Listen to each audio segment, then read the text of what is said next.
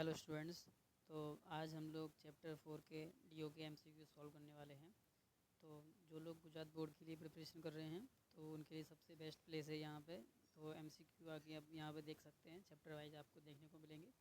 और आज हमारा जो चैप्टर 4 है उसका पहला एमसीक्यू है, electronic configuration of transition element X in +3 oxygen state is argon 3d5, what is its atomic number. तो हमको यहाँ पे एक ऑक्सीडेशन नंबर दिया हुआ है और साथ में उसका इलेक्ट्रॉनिक कॉन्फ़िगरेशन दिया हुआ है, तो वो है ये। ठीक है, तो एक बार हम देखते हैं +3 ऑक्सीजन स्टेट है, मतलब हम मान लेते हैं कि ये जो एलिमेंट है वो एक्स है, मानना क्या दिया ही हुआ है, तो ये है एक्स। +3 में मतलब 3 ऐसे कर लो इसके ऊपर, ठीक है ना। तो मतलब ये इतने 3 इलेक्ट्रॉन निकाले होंगे। अभी हमारे पास दिया है आर्गन, ठीक है, और 3d5, ठीक है, 3 निकाले हैं, मतलब क्या हुआ होगा, आर्गन के बाद आपको पता है कि 4s इलेक्ट्रॉन आते, ठीक है, इस पे 2 होगा, 3d कितना होगा 6, क्यों 3 निकाले तो 2 इसमें से निकाले होंगे और 1 इसमें से निकाला होगा डी में से, ठीक है। तो इसका मतलब ये 4s2 3d6 जो है इलेक्ट्रॉनिक कॉन्फ़िगरेशन रहा होगा पहले। तो अब इसको नंबर गिने एक बार, जैसे आर्गन आया, आर्गन के बाद में आर्गन, आर्गन के बाद 4s2, ठीक है, और 3d6, तो कितना हुआ हमारा, आर्गन होता है 18 नंबर, 18 और 2 कितना हुआ 20 और 6 26, मतलब इसका जो इलेक्ट्रॉनिक कॉन्फ़िगरेशन है वो कितना होगा 26 होगा, मतलब इलेक्ट्रॉन इसके अंदर 26 आएंगे। तो एटॉमिक नंबर कितना हो जाएगा, जितने इलेक्ट्रॉन्स होंगे, तो इलेक्ट्रॉन हुए कितने 26, तो इसका एटॉमिक नंबर भी कितना आएगा 26। तो अब हमारा नेक्स्ट जो क्वेश्चन है वो है the electronic configuration of copper 2। Copper 2 का कितना है 3d9 है, ठीक है। तो कॉपर जो है हमारा आता है 29 नंबर पे। जनरल इसका होता है 4s1 3d10, ये हमको देखने को मिलेगा, ठीक है। अब इसने ऐसा बोला है कॉपर 2 है, 2 है, इसका मतलब क्या होगा, 2 इलेक्ट्रॉन रिमूव किए होंगे, 2+ है ना, इसका मतलब क्या होता है Cu2+, ठीक है। तो 2+ के लिए 2 इलेक्ट्रॉन निकालने पड़ेंगे, एक निकला यहाँ से और एक निकला यहाँ से, तब हमारा क्या बना 4s तो हट गया, 0 हो गया, और 3d हो गया 9। तो हमको ये दिया हुआ है किसके लिए, Cu2 के लिए। अभी दूसरा है हमारा कॉपर 1, मतलब Cu+ के लिए। तो Cu+ में क्या है 3d10 दिया है, 3d10 दिया है, मतलब था क्या अपना कॉपर के लिए, ये था 4s1 और 3d10, ये था हमारा, ठीक है। आर्गन रहेगा यहाँ पे ना, हमने आर्गन नहीं लिखा, ये आर्गन आगे रहेगा, नहीं आर्गन 4s1 3d10। अब इसने बोला है कि 3d10 तो 3d10 है, एक इलेक्ट्रॉन निकला, मतलब ये 4s1 गायब हो गया। अब क्वेश्चन ये है कि इन दोनों में से स्टेबल कौन सा है, ठीक है। तो अब जैसा कि देख पा रहे हैं हम, इसके अंदर हमने 2 इलेक्ट्रॉन गायब की, इसके अंदर हमने 1 इलेक्ट्रॉन गायब किया, यानी इसमें 1 इलेक्ट्रॉन रिमूव किया, इसके अंदर हमने 2 इलेक्ट्रॉन रिमूव किए। प्रोटॉन तो रिमूव किए नहीं है, मतलब न्यूक्लियस के अंदर इसके अंदर 2 प्रोटॉन ज़्यादा होंगे, प्रोटॉन क्या होंगे ज़्यादा होंगे, इसके अंदर प्रोटॉन क्या होगा, एक ही गायब हुआ ना, मतलब एक कम हुआ, इसके अंदर 2, तो समझो क्या बोल रहा हूँ मैं, ये 2 प्रोटॉन यहाँ पे ज़्यादा है, यहाँ पे 1 प्रोटॉन ज़्यादा है, तो ये 2 प्रोटॉन ज़्यादा है, यहाँ पे 1 प्रोटॉन ज़्यादा है, तो इसका मतलब इलेक्ट्रॉन के कंपैरिजन में यहाँ पे प्रोटॉन ज़्यादा है। तो यहाँ से क्या होगा, जो जेड इफेक्टिव होता है, ठीक है, वो क्या होगा ज़्यादा होगा, कहाँ पे, इस वाले में, 2 इलेक्ट्रॉन वाले में, यानी जहाँ पे 2 इलेक्ट्रॉन निकले थे वहाँ पे 2 प्रोटॉन क्या हैं ज़्यादा हैं, ठीक है। और जहाँ से हमारा 1 निकला था वहाँ पे 1 ही प्रोटॉन ज़्यादा है, तो जेड इफेक्टिव ज़्यादा किस में हुआ, जहाँ से 2 प्रोटॉन ज़्यादा हुए, ठीक है। तो ये जो प्रोटॉन ज़्यादा वाला है ये ज़्यादा स्टेबल मिलेगा, क्योंकि न्यूक्लियस की तरफ से ज़्यादा अट्रैक्शन आएगा, ठीक है। तो इसलिए Cu2+ वाला जो हमारा होगा वो क्या होगा, ज़्यादा स्टेबल होगा। तो इसका जो हमारा आंसर आएगा वो कौन सा है, इसमें देख लेते हैं। ऑप्शन ए है Cu2 इज मोर स्टेबल, ठीक है। इसमें है लेस स्टेबल, ये नहीं आएगा। यहाँ पे तीसरे में दिया है Cu1 and Cu2 are equal, ये भी नहीं आएगा। Stability of copper 1 and copper 2 depends on nature of copper salt, नहीं, तो यहाँ पे हमको ये दिया हुआ है तो इसके बेस पे हम निकालेंगे, ठीक है। तो इसके हिसाब से आंसर हमारा क्या है, ए आंसर है। अब हमारा नेक्स्ट क्वेश्चन है क्वेश्चन नंबर 3। इसमें दिया है generally transition elements form coloured salt. तो जो ट्रांजिशन एलिमेंट्स होते हैं वो क्या करते हैं, कलर सॉल्ट बनाते हैं। उसका कारण क्या है, due to the presence of unpaired electron, सही बात है, अनपेयर्ड इलेक्ट्रॉन्स की वजह से क्या करेंगे, वो कलर्ड कंपाउंड बनाएंगे। अब इसमें आगे दिया है which of the following compound will be coloured in solid state. तो इनमें से कौन सा कंपाउंड है जो सॉलिड स्टेट में कलर्ड होगा, यानी सिंपल भाषा में कलर्ड कौन सा होने वाला है। तो यहाँ दिया ही है जैसा कि अनपेड इलेक्ट्रॉन्स के बेस पे, तो जिसके अंदर अनपेड इलेक्ट्रॉन्स हमको देखने को मिलेंगे वो ये क्या आ जाएगा, आंसर में आ जाएगा। तो जैसे जिंक है, जिंक में तो अनपेड नहीं मिलेंगे, सिल्वर में नहीं मिलेंगे। अब कॉपर वाले दो हैं, कॉपर में अनपेड मिलेंगे। तो इनमें से कौन सा कॉपर होगा जिसके अंदर अनपेड इलेक्ट्रॉन्स जो होंगे वो देखने को मिलेंगे। तो जैसा कि आप देख सकते हैं ये जो है इसका चार्ज और इसका चार्ज दोनों का आप चार्ज निकालो। ठीक है, इस पे चार्ज है Cu2+, इस पे चार्ज कितना है, अगर इनको तोड़ोगे तो Cu2+ और Cl-1 का मल्टीप्लाई करोगे तो यानी यहाँ पे भी Cu2+ है, तो 2+ वाले जो आंसर हैं वो इसमें आ जाएंगे। तो यहाँ पे हमारा बी भी है और डी भी है, दोनों हम यहाँ पे ले सकते हैं। लेकिन वेट अ मिनट, यहाँ पे डी वाले ऑप्शन में हम एक बार चार्ज कैलकुलेट करके देख लेते हैं। तो यहाँ पे Cu2+ जो है 2x मान लिया हमने, ठीक है। Cl को माना हमने 2 - 1 = 0, ठीक है। तो 2x = 2, तो x = 1, तो यहाँ पे 2 है ही नहीं, ठीक है। तो ये वाला हमारा नहीं आएगा, ये वाला हमारा गलत हो जाएगा। तो हमें सिर्फ जाना पड़ेगा इस वाले के साथ में, फ्लोरीन वाले के साथ में, ठीक है। तो इस वाले के अंदर हमको अनपेड इलेक्ट्रॉन्स मिलेंगे, इसमें हमको नहीं मिलेगा, क्योंकि कॉपर आप जनरली देख सकते हो कि 4s1, ठीक है, 3d10 होता है। अब अगर ये 1 आ रहा है तो मतलब यही वाला इलेक्ट्रॉन जाएगा, ये वाला डी में से निकलेगा ही नहीं, डी में से निकलेगा नहीं, मतलब 3d जो 10 है उसमें से नहीं निकलेगा, किस में, ये Cu वाले में हमारे, ठीक है। तो एक बार ये देख लो कहाँ गया, ठीक है। तो ये रहा हमारा, तो इस वाले के अंदर हमारा 3d10 रहेगा, 4s में से 0 हो जाएगा, मतलब यहाँ पे तो पेड इलेक्ट्रॉन है, ठीक है। तो इस वाले को हम नहीं ले रहे हैं, तो हम कौन से वाले को लेंगे, ये वाले को लेंगे। इसी के अंदर हमको Cu2+ मिलेगा, और जब ये 2+ मिलेगा तो एक यहाँ से तो गया ही हमारा, यहाँ से भी हट जाएगा, तो मतलब 3d9 भी हो जाएगा। तो तब ये क्या करेगा, कलर कंपाउंड हमको देगा। अब हमारा नेक्स्ट क्वेश्चन है question number 4। The magnetic nature of elements depends on the presence of unpaired electrons. सही बात है, अनपेड इलेक्ट्रॉन्स पे मैग्नेटिक नेचर डिपेंड करता है। Identify the configuration of transition element which shows highest magnetic moment. तो हमें पता होना चाहिए जिसके अंदर ज़्यादा अनपेड इलेक्ट्रॉन्स होंगे उसका मैग्नेटिक मोमेंट क्या होगा, ज़्यादा होगा। तो फॉर्मूला आपको पता है, μ √n+2, ये फॉर्मूला आप लगा सकते हैं। और n का मतलब क्या होता है, अनपेड इलेक्ट्रॉन का नंबर, ठीक है। तो हम देखते हैं सबके अंदर के कितने अनपेड इलेक्ट्रॉन्स हैं। 3d 7 है, तो 3d एक बार जैसे बनाओ, 1 2 3 4, ठीक है। तो एक इलेक्ट्रॉन यहाँ, एक यहाँ, एक यहाँ, एक यहाँ, एक यहाँ, 5 हो गए, 6 और 1 7। तो इसमें अनपेड इलेक्ट्रॉन कितने, 3 है। तो यहाँ मैं लिख देता हूँ 3, ठीक है। पहले वाले में यहाँ पे 3 आ गए।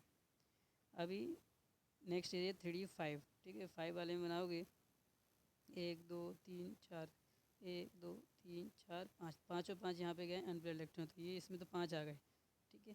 अब देखते हैं 3d 8 वाले में, तो 8 वाला बनाओ, 1 2 3 4, तो यहाँ पे 1 2 3 4 5 6 7 8, तो यहाँ पे 2 ही अनपेड इलेक्ट्रॉन, तो इसमें 2 हैं, इसमें 5 है और इसमें 3 है। तो अभी लास्ट वाला एक बार चेक कर लेते हैं। लास्ट वाले में तो 2 ही इलेक्ट्रॉन से, तो 2 ही रहेंगे, यहाँ तो दिख ही रहा है अलग से। तो ये 5 वाला क्या होगा, ज़्यादा अनपेड इलेक्ट्रॉन होगा। तो ज़्यादा अनपेड इलेक्ट्रॉन इसके अंदर है, ठीक है। तो इसका फॉर्मूला देखो यहाँ पे लगाओगे आप, तो वैल्यू इसकी ज़्यादा ही आएगी। n+2 नंबर जैसे ज़्यादा होगा तो आंसर हमारा ज़्यादा ही आने वाला है। तो 5 लगाओगे और आगे सॉल्व कर सकते हो आप, ठीक है। तो इसका जो आंसर रहेगा हमारा वो है ऑप्शन बी के अंदर। तो ऑप्शन बी के अंदर कितना है, 3d 5 है, मतलब कि यहाँ पे 5 अनपेड इलेक्ट्रॉन्स है, तो मैग्नेटिक मोमेंट भी उसका क्या होगा, ज़्यादा आएगा, ठीक है। तो इसका आंसर आएगा हमारा बी। तो अभी हमारा क्वेश्चन नंबर है 5। विच of the following oxidation state is common for all lanthanoids. तो लेंथेनॉइड के लिए हमारा सबसे कॉमन ऑक्सीडेशन स्टेट कितना है, 3 है। तो ये हमें याद रखना है कि +3 ऑक्सीडेशन स्टेट इसमें क्या है, कॉमन है। तो इसका आंसर आएगा बी, +3 ऑक्सीडेशन स्टेट। हमारा नेक्स्ट क्वेश्चन है क्वेश्चन नंबर 6। इसमें दिया है which of the following reactions are disproportionate reaction. तो डिसप्रोपोर्शनेट रिएक्शन का मतलब क्या होता है, इनमें से मान लो कोई एक एलिमेंट है, उसी एलिमेंट का ऑक्सीडेशन भी हो रहा है और उसी का क्या हो रहा है, रिडक्शन भी, मतलब सेम एलिमेंट का ऑक्सीडेशन और उसी का क्या हो जाए, रिडक्शन हो जाए, तो उसको क्या बोलेंगे, डिसप्रोपोर्शनेट रिएक्शन। तो अभी पहला हमारा ऑप्शन ए है Cu+ और उससे हमको दिया है Cu2+ और Cu। तो देखो यहाँ ऑक्सीडेशन नंबर है कॉपर का 1, यहाँ पे 2, यहाँ पे 0, तो 1 से 2 गया, इसका मतलब क्या होगा, ऑक्सीडेशन नंबर बढ़ गया। ऑक्सीडेशन नंबर बढ़ा मतलब ऑक्सीडेशन हुआ, और सी में जाएगा तो ऑक्सीडेशन नंबर कम हो गया मतलब घट गया, तो रिडक्शन हो गया। तो रिडक्शन भी हो रहा है, ऑक्सीडेशन भी हो रहा है। इसका मतलब ये पहला वाला जो हमारा है, ये इसमें क्या हो रहा है, डिसप्रपोर्शनेशन रिएक्शन हो रही है। तो पहला ऑप्शन तो क्या है, सही है, मतलब which of the following reaction are disproportionate. तो ये तो आने वाला ऑप्शन में, तो एक इसमें है, इसमें भी है, इसमें भी है, और इसमें भी है, इसमें नहीं है, तो ये तो गया। ठीक है, अभी आगे देखते हैं। आगे हमारा ऑप्शन बी। ठीक है, तो यहाँ पे इसका ऑक्सीजन नंबर निकाल लो, MnO4 2 माइनस, और इस पे से हमारे पास MnO4 माइनस। ठीक है, थोड़ा इसको नीचे लेके करते हैं, MnO4 इसको हटाओ, MnO4 2 माइनस से MnO4 माइनस यहाँ कर लेते हैं। ठीक है, तो अब लेते हैं MnO4 2 माइनस से MnO4 माइनस प्लस MnO2, ये हमको दिया हुआ है। अब इसके अंदर ऑक्सीजन नंबर कितना होगा, 4 दूनी 8, ये 4 है, और इसका -2 होता है तो 8, और 8 में से 2 गए तो 6 बचे, तो यानी यहाँ पे हमारा आना चाहिए प्लस का 6। ठीक है, तो यानी Mn का यहाँ ऑक्सीजन नंबर है 6। यहाँ कितना है, 4 दूनी 8 और 1 7, यहाँ पे हो जाएगा +7। ठीक है, और यहाँ पे हो जाएगा हमारा 2 दूनी 4, तो मतलब यहाँ Mn का हो जाएगा +4। तो +6 से +7 और +4 मतलब दोनों मिल रहे हैं हमको, तो बढ़ गया यहाँ पे और यहाँ पे घट गया। ठीक है, तो दोनों ऑक्सीडेशन नंबर है, मतलब रिडक्शन भी है और ऑक्सीडेशन भी है। यहाँ पे ऑक्सीडेशन हो जाएगा। ठीक है, यहाँ 6 से 7 जो जा रहा है इसके अंदर ऑक्सीडेशन, और 6 से जो 4 जा रहा है वो क्या है, रिडक्शन है। तो इसके अंदर भी हमको क्या होगा, ये देखने को मिलेगा। ठीक है, तो हमारा बी ऑप्शन भी आने वाला है। तो बी हमारा किस केस में है, ए और बी में है। ठीक है, तो ये भी सही होने वाला है, ये भी सही होने वाला है, लेकिन बी इसके अंदर नहीं है। तो ये तो गया, ये अभी हमारे इन दोनों में से कोई एक आंसर आने वाला है। अब एक बार चेक कर लेते हैं सी को भी, आगे आगे का ऑप्शन भी हम चेक कर ही लेते हैं। तो आगे हमारा दिया है KMnO4, इस पे से बनना है K2MnO4 प्लस MnO2। MnO2 तो अभी हमने पीछे भी देखा, MnO2 में तो है +4। ठीक है, इसके अंदर कितना आएगा, 4 दूनी 8, 8 में से 1 7, तो Mn में है +7। ठीक है, इसमें +7 आ जाएगा, और इसमें कितने का, 4 दूनी 8 तो 6, अरे 6 है, तो ये तो घट ही रहा है दोनों तरफ, 7 से 6, 7 से 2। ठीक है, तो सी आने वाला नहीं है। ठीक है, तो इसमें ये वाला सी वाला ऑप्शन नहीं आएगा। एक बार चेक कर लो डी वाले को भी। MnO4 माइनस है, माइनस है मतलब इसके अंदर 4 दूनी 8 में से 1 गया 7, यहाँ पे +7 है, ये तो +2 दिया ही हुआ है, यहाँ पे इतना है 4 है। ठीक है, तो ये भी नहीं आने वाला, क्योंकि यहाँ 2 तो लेफ्ट में ही हो गए, राइट में जाओगे तो घट ही रहा है सिर्फ। ठीक है, वैसे इसमें से बढ़ भी रहा है, तो ये भी हो सकता है वैसे। तो Mn2 प्लस से 4 प्लस भी जा रहा है। ठीक है, 7 प्लस से, पर इसी कंपाउंड होना चाहिए। ठीक है, तो इसमें आंसर डी ले सकते हैं, पर ऑप्शन में देखने को नहीं मिल रहा है। आंसर में ए, बी और डी होना चाहिए। ठीक है, तो डी में यहाँ पर आप देख सकते हैं कि ये जो है इसके अंदर, ये वाले के अंदर है +7 और इसके अंदर है +2, तो +2 से तो +4 हुआ मतलब बढ़ा, और 7 से गया 4 मतलब घटा, तो डी ऑप्शन भी होना चाहिए, पर दिया नहीं है, तो यहाँ पे आप डी भी लगा सकते हो। तो आंसर में ए बी डी हो जाएगा, तो इसका आंसर आना चाहिए ए बी डी। अब हमारा नेक्स्ट क्वेश्चन है question number 7। When KMnO4 solution is added to oxalic acid solution the decolourization is slow in the beginning. यानी जब क्या होता है, KMnO4 सॉल्यूशन को ऑक्सैलिक एसिड के साथ ऐड किया जाता है, तो स्टार्टिंग में तो डीकलराइजेशन मतलब कलर जो है धीमे धीमे गायब होता है। ठीक है, लेकिन बाद में क्या होता है, वो जल्दी हो जाता है। तो उसका कारण क्या है, उसका कारण ये है कि यहाँ पे जो मैग्नीज है वो कैटलिस्ट है, तो कैटलिस्ट वाला जो ऑप्शन होगा वो हमारा सही आने वाला है। तो यहाँ पे एक बार देख लेते हैं कैटलिस्ट का ऑप्शन कहाँ है। तो यहाँ ऑप्शन ए में हमको दिया है CO2 is formed as the product, नहीं, MnO4 catalyse the reaction, MnO4 तो नहीं करेगा, कोई आयन करेगा, रिएक्शन एक धर्मी नहीं। Mn2 plus act as the auto catalyst, तो यहाँ पे जो इसका जो आयन होगा Mn2 प्लस, वो कैटलिस्ट की तरह काम कर जाएगा, तो इसका आंसर आएगा हमारा डी। अभी हमारा नेक्स्ट क्वेश्चन है question number 8। There are 14 elements in actinoid series. तो एक्टिनोइड सीरीज में 14 एलिमेंट्स हैं, ठीक है। एक्टिन को मिला के, एक्टिनियम को मिला के 15 हो जाएंगे ना, हमारा एक्टिनियम को काउंट करेंगे तो कितने हो जाएंगे, 15 हो जाएंगे। तो एक्टिनियम से स्टार्ट करेंगे, एक्टिनियम, थोरियम, प्रोटेक्टियम, यूरेनियम, इस तरह से हम पहुँचेंगे लॉरेंशियम Lr तक पहुँचेंगे, ठीक है। तो यानी 89 नंबर से 103 तक जाते हैं तो हमको ऐसे 15 एलिमेंट मिलते हैं, ठीक है। तो ये जो 15 है 89 ये है एक्टिनोइड, इसके बाद से हम काउंट करते हैं तो ये 14 हो जाते हैं। तो इस तरह से यहाँ पे काउंट करके 14 ऊपर लिखा हुआ है, ठीक है। तो अगर एक्टिनियम को काउंट करोगे तो 15 हो जाएंगे। तो इसमें पूछा है कि which of the following element does not belong to the this series. तो इनमें से कौन सा एलिमेंट है जो एक्टिनोइड सीरीज में नहीं आता है। तो यूरेनियम जो है, ये यूरेनियम आता है, ये कितने नंबर पे, 92 नंबर पे है। हमने 89 से लेकर कितना रखा है, 103 तक, तो ये आ जाएगा। फिर हमारा है नेपच्यूनियम यानी Np, ठीक है। Np का मतलब होता है नेपच्यूनियम, ये आता है हमारा इसके जस्ट बाद 93 नंबर पे, ये आपको मिलेगा लेंथेनॉइड के अंदर। और Fm जो है हमको दिया हुआ है, इसका मतलब है फर्मियम, जो कि आपको मिलेगा 100 नंबर पे, ठीक है। तो ये जो है ये एलिमेंट जो है एक्टिनोइड में नहीं आएगा, तो इसका आंसर आएगा सी। अगला हमारा क्वेश्चन है question number 9, KMnO4 act as oxidising agent in acidic medium. तो एसिडिक मीडियम में KMnO4 क्या करता है, ऑक्सीडाइजिंग एजेंट की तरह काम करता है।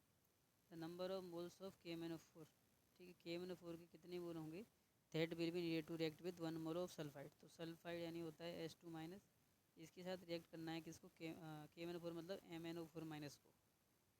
तो कितने इसके मोल चाहिए होंगे MnO4- के, 1 मोल सल्फाइड के साथ रिएक्ट करने के लिए, ठीक है, यानी एसिडिक मीडियम के अंदर। तो इसको अगर हम बैलेंस करेंगे तो सॉल्व करते हैं इसको एक बार, यहाँ तो डायरेक्ट दिया हुआ है, लेकिन जैसा कि आपको पता है कि MnO4- जो है उसको हम कन्वर्ट करेंगे किसमें, Mn2+ में, ठीक है। तो यहाँ देखो ये एक Mn, यहाँ भी Mn, तो इसको यहाँ पे कुछ नहीं करना है। ऑक्सीजन यहाँ कितने हैं, 4 हैं अभी, तो हम इस साइड क्या करेंगे, 4 H2O डाल देंगे, ठीक है। 4 H2 डाल दिए। अभी हम क्या करेंगे, अब यहाँ हाइड्रोजन बैलेंस करेंगे, मतलब हमने रिएक्शन बैलेंस करना सीखा है आयन इलेक्ट्रॉन मेथड से, उसी मेथड का इस्तेमाल करें हम यहाँ क्या करेंगे, बैलेंसिंग करने वाले हैं, ठीक है। तो यहाँ होगा 4H2, अब हम हाइड्रोजन को H+ से बैलेंस कर लेंगे। थोड़ा ऊपर चलते हैं, ठीक है। तो उसके बाद जो है हाइड्रोजन को बैलेंस करो तो यहाँ लिखेंगे MnO4- प्लस कितना आएगा, 8H+, यहाँ आ जाएगा 8H+, और सामने सेम टू सेम जो था हमारा Mn2+, और प्लस के अंदर 4H2O, ठीक है। तो अब और चलते हैं आगे। तो आगे जाने के लिए हमें थोड़ा इसको ऊपर करना पड़ेगा, इतना आया, ठीक है। अब हम करेंगे, कितना हो गया हमारा 8H+, MnO4- है हमारा यहाँ पे, और 8H+ है, Mn2+ है। अभी हमारा क्या अनबैलेंसिंग रह गया है, हाइड्रोजन हो गया, अब चार्ज अनबैलेंसिंग रह गया है।